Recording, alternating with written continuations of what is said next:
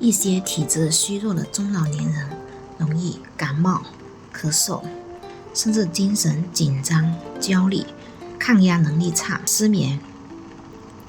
我们可以煮双灵芝三参茶汤，这个茶汤口感好，回甘滋润，微甜，喝了一身轻松有劲，沁人心脾。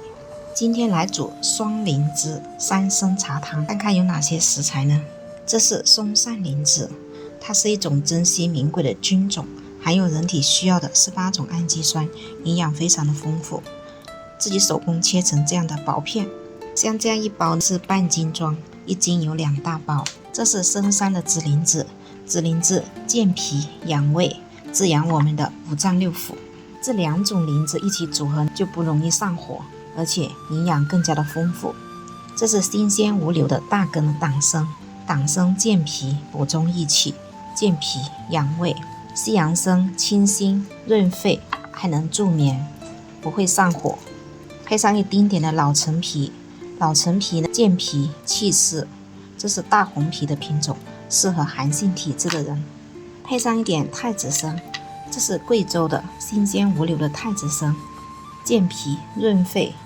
我这里呢放了有20克的紫灵芝，量比较多一点，有15克的松散灵芝，配了有10克左右的党参，10几粒太子参，还有1小块的大红皮，大约有3克左右。灵芝三参茶汤呢是老中医的一个名方，特别适合一些体质虚弱的中老年人、咳嗽、感冒、体质下降、工作压力大的人士。配上一丁点的老陈皮，我个人呢喜欢用大红皮，因为是寒性体质，大红皮呢比较温润。西洋参呢清心润肺，还能安神，配上一丁点就够了，2到3克。如果你的毛病比较多，就用紫灵芝结合这个松散灵芝，2种灵芝一起组合，它的疗效力度就更大一些。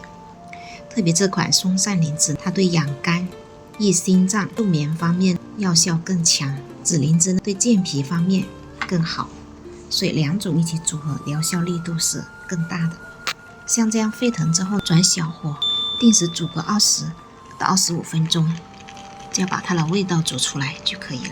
太子参非常好，对脾胃虚弱的人、老人、小孩都适合，而且不会上火、化痰、止咳、润肺。2种灵芝一起组合，再搭配3种参，党参、太子参、西洋参，健脾养胃、清心润肺，提升你的整体免疫力。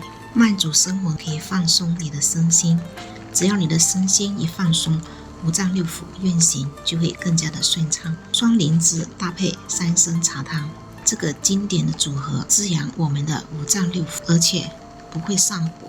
汤色已经越来越红亮了。双灵芝三参茶汤，汤色红亮。这个茶汤喝完后可以蓄水，继续煮第2次，直到没味道为止。